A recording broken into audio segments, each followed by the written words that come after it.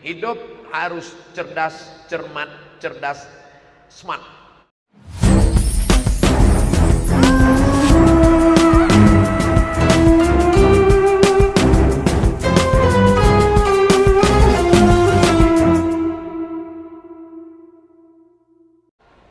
Tradisi yang sampai hari ini yang bisa kita ambil dari Maghribi Maroko itu apa? Program ngapal Quran untuk anak-anak kecil. Makanya didirikan namanya Darul Quran. Darul artinya rumah, Quran rumah Quran. Sekolah non formal. Sore-sore menjelang asar ke azan maghrib, anak-anak bawa lauh namanya. Lauh adalah semacam triplek tapi terbuat dari batu tulis. Adik-adik saya yakin tidak ada yang pernah menulis di batu tulis. Tapi untuk emak kita, ayah kita, kakek kita mungkin pernah belajar di batu tulis. Dia bisa ditulis, tapi nanti bisa dihapus, hilang. Besok ditulis lagi, dihapus. Semacam whiteboard. Tapi ini yang tradisional punya. Dan anak-anak di Maroko itu belajar dengan menggunakan lauh. Untuk apa? Mudah menghafal. Teknisnya, guru membacakan bacaan. Bismillahirrahmanirrahim. Murid ikut semua. Tabarakalladzi biyadihil mulku wa huwa ala kulli syai'in qadir. Karena Quran itu turunnya bukan kertas. Quran turun bukan dalam bentuk batu yang melayang-layang. Quran adalah suara. Suara Jibril didengar Nabi Muhammad, suara Nabi Muhammad didengar sahabat, suara sahabat didengar tabi'i, suara tabi'i didengar tabi'i, sampailah ke guru kita dan kita mendengar suara itu. Maka metode ini sampai hari ini masih berjalan. Namanya metode talqin. Guru membaca, murid mendengar. Enggak ada pakai tulisan. Dengar. Tabarakalladzi biyadihil mulku wa huwa ala kulli syai'in qadir. Tajwid nanti belakangan. Alladzi khalaqal mauta wal hayata liyabluwakum ayyukum ahsanu amala. Lalu kemudian setelah dia baca ditulis di lauh. Tabarakalladzi biyadihil mulku wa huwa ala kulli syai'in qadir. Alladzi khalaqal mauta wal hayata liyabluwakum ayyukum ahsanu amala. Pertama dia lihat. Connect di kepalanya, dia lihat di mata, dia ingat di hati. Pertama lihat, hapus sedikit. Tapi bayang-bayangan tulisan masih ada. Hapus masih ada. Sampai akhirnya tulisan itu hilang, terhapus sama sekali. Tulisannya hilang, tapi di kepala tetap ada. Metode menghafal Al-Quran sampai hari ini masih tetap terjaga. Jadi kalau ada yang studi banding metode ngapal Quran, ini salah satu yang bisa diambil dari negeri Maghribi sampai hari ini menulis di batu tulis. Dan memang zaman Nabi SAW Al-Quran ditulis di 3 tempat. Pertama, tulang onta. Yang kedua, batu yang ceper. Yang ketiga, pelepah korma. Pelepah korma itu pangkalnya lebar, dipotong, itu bisa ditulis ayat Quran. Yang kedua, tulang onta. Tulang onta pada bagian pundak itu lebar, jemur kering, itu bisa untuk alat tulis. Dan batu tulis. Sampai hari ini masih mereka pakai. Metode itu baik. Kalau kita tidak punya batu tulis, mungkin pengganti batu tulis whiteboard bisa. Dan saya setiap ditanya, Ustadz, gimana cara menghafal yang baik? Pertama, hafal. Kalau saya pribadi, pagi, subuh, menjelang sholat subuh atau setelah sholat subuh. Karena otak kita masih fresh, masih segar. Hafal dulu. Setelah selesai itu, tulis. Ambil whiteboard kecil, tulis. Kalau kita menghafal, cepat. Tapi ketika dibaca pelan, hilang. Dengan menulis, sekali menulis, kualitasnya bisa 10 kali hafalan cepat. Tabarakalladzi biyadihil mulku wa ala kulli syai'in qadir. Alladzi khalaqal mauta wal hayata liyabluwakum ayyukum ahsanu amala. Begitu disuruh jadi imam maju ke depan, tabarakallah. Hilang dia. Karena baca cepat dengan baca pelan beda. Tapi ketika orang menulis, maka menulis itu pelan.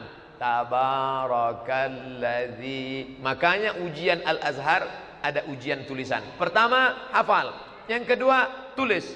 Yang ketiga, ingat baik-baik. Kalau dia ayat Quran, baca dalam solat. Solat qabliyah subuh, solat qabliyah zuhur, solat ba'diyah zuhur, solat du'a, solat qabliyah asar, solat qabliyah maghrib, solat ba'diyah maghrib, solat qabliyah isya, solat ba'diyah isya, solat witir sebelum tidur. Kalau witirnya sebelum tidur, solat tahajud malam. Diulang-ulang bacaan. Kalau ayat Quran. Hadis jangan dibaca dalam solat. Oleh sebab itu, tapi yang tidak kalah penting adalah syakautu ila waqi'in, aku melapor kepada Waqi'. Kata Imam Syafi'i. Imam Syafi'i punya guru namanya Waqi'. Saya melapor kepada Waqi'. Su'a hifzi, hafalan saya error, kacau. Fa'arsadani ila tarkil ma'asi.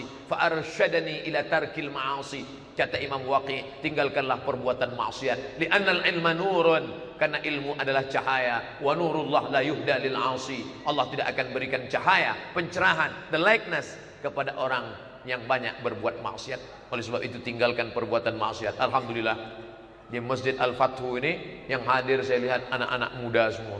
Luar biasa. Anak muda, semangat. Inilah yang akan menjadi pemimpin masa depan Jawa Barat insyaallah. Amin ya rabbal alamin.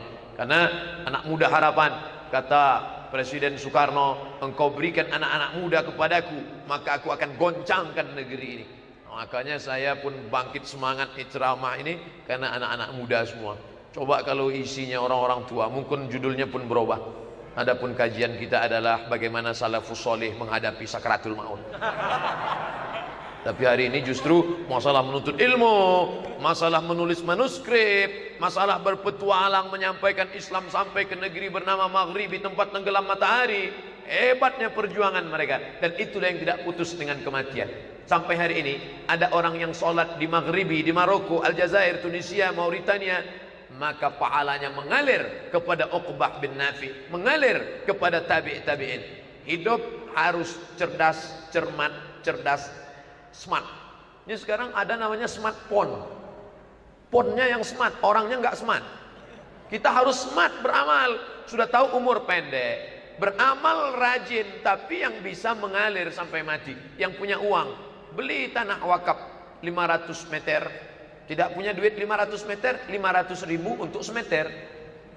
Pembebasan tanah masjid 500 ribu 1 meter. Saya beli 1 meter. Untuk apa? Orang sholat. Nih, wakaf masjid ini tidak putus sampai selamanya. Idza matal insan, kalau ada orang mati, inqata'a, putus amalnya. Illa, kecuali 3. Salah satunya adalah yang tak putus dengan kematian. Metode menghafal Quran sampai hari ini tak putus dengan kematian. Lalu apa yang diajarkan salafus saleh ke sana? Majlis hadis. Imam Yahya bin Yahya Al-Laitsi tinggal di Maghrib, Andalusia. Dia sudah mendengar hadis itu dari gurunya. Tapi dia merasa tidak, saya kok rasanya kurang sreg ya. Saya mau ketemu langsung dengan Imam Malik. Waktu itu Imam Malik masih hidup di Madinah. Imam Yahya bin Yahya Al-Laitsi pergi ke kota Al-Madinah Al-Munawwarah hanya untuk mendengarkan hadis langsung dari Imam Malik bin Anas. Inilah yang disebut dengan ittisalus sanad. Sanadnya bersambung langsung dari Imam Yahya bin Yahya Al-Laitsi sampai kepada Malik bin Anas. Saya naik pesawat dari Casablanca ke Jeddah 6 jam. Bayangkan Imam Yahya bin Yahya Al-Laitsi berapa bulan naik onta dari Maghrib sampai Maghribnya dia bukan Maroko sekarang, Andalusia, Spanyol. Dari Maghrib Spanyol nyebrang Laut Merah, lalu menyeberang Samudra Atlantik, lalu kemudian terus menelusuri Afrika Utara, menyeberang Laut Merah, baru sampai ke kota Al-Madinah Al-Munawwarah. Hanya ingin mendengarkan hadis dari Imam Malik bin Anas, meninggal tahun 179. Kenapa riwayat dia yang dipakai? Riwayat Al-Qanabi kenapa dipakai tapi sedikit? Kenapa yang dipakai riwayat Imam Yahya bin Yahya Al-Laitsi? Karena riwayat Yahya bin Yahya Al-Laitsi adalah last edition. Setelah Imam Yahya bin Yahya Al-Laitsi mendengar dari Imam Malik bin Anas, dia tuliskan, meninggallah Imam Malik bin Anas. Subhanallah, tulisan tangan manuskrip kitab Malik bin Anas yang bernama Muwatta masih ada di Maroko sekarang. Tempatnya Khizanah Malakiyah. Adik-adik yang nanti punya umur panjang, rezeki murah diberikan Allah, sampai ke negeri Maghrib, cari namanya Khizanah Malakiyah, tempat pengumpulan manuskrip kuno. Kalau kita sentuh kertasnya berubah menjadi debu karena sebagiannya sudah lapuk. Kertas ini tak lama tahan.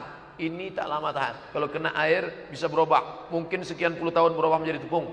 Fotokopi, adik-adik yang suka memotokopi buku yang difotokopi 10 tahun itu kabarnya tintanya akan hilang. Maka belilah buku yang asli. Oh, jadi maksudnya buku Ustaz nggak boleh difotokopi? Boleh. Tapi buku fotokopi, tintanya akan copot dan lain sebagainya. Bagaimana dengan manuskrip kuno bisa sampai hari ini ada di perpustakaan Khizanah Malakiyah Kerajaan Maroko? Ternyata mereka cerdas. Manuskrip itu difoto, dirobah menjadi PDF, maka disebut dengan pustaka digital. Jadi anak-anak yang sedang mau menulis disertasi, skripsi, mau penelitian, tinggal datang saja ke perpustakaan digital. Tanya penjaganya, saya sedang meneliti manuskrip Muwatta Imam Malik. Umurnya berapa? 1200 tahun yang lalu. Mana bukunya? Ada. Tinggal klik. Layar screen, tinggal klik, touch screen, langsung nampak, kelihatan, di print, cetak. Selesai, dapat. Saya menyangka di tempat kita perpustakaan sudah canggih. Saya pun pergi ke salah satu perpustakaan. Saya tanya, Mbak, sama penjaganya, saya mau cari manuskrip tulisan-tulisan lama ulama Nusantara.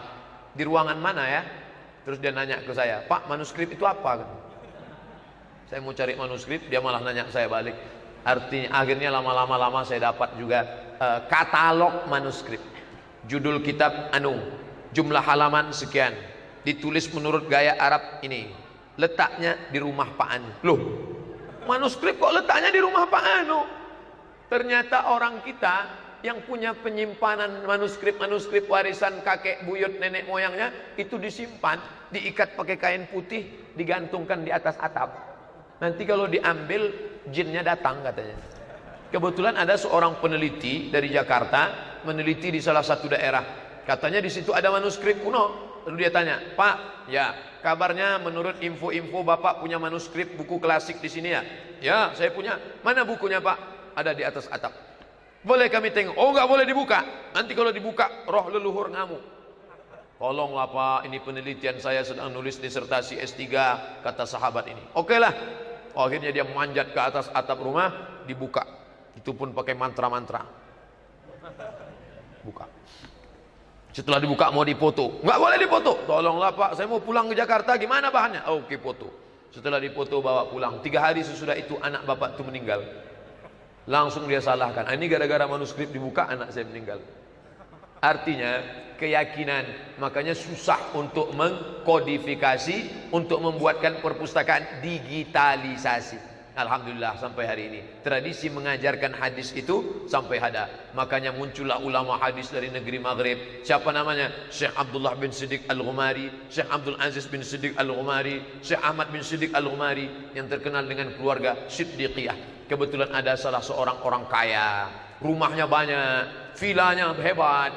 Lalu salah satu vilanya itu dia wakafkan ke salah seorang raja Maroko bernama Raja Hasan II. Raja Hasan II, ya, saya punya villa rumah besar nih. Untuk apa saya mati meninggalkan rumah besar? Mati tidak ada gunanya. Rumah tidak akan dibawa mati. Jadi kalau gitu gimana? Saya mau wakafkan rumah ini sebagai tempat belajar hadis. Maka rumah itu diterima oleh Raja Hasan. Didirikanlah lembaga. Lembaga itu bernama Darul Hadis Al-Hasaniyah. Kenapa di ujungnya ada Al-Hasaniyah? Untuk mengambil nama Raja Hasan. Darul Hadis Al-Hasaniyah, letaknya di Rabat. Artinya apa? Di sana diajarkan tradisi belajar hadis sampailah ke zaman sekarang. Tidak ada belajar fikih, tidak ada bahasa Arab, tidak ada. Pokoknya di sana hanya belajar hadis saja. Loh, gimana orang bisa belajar hadis kalau nggak belajar bahasa Arab?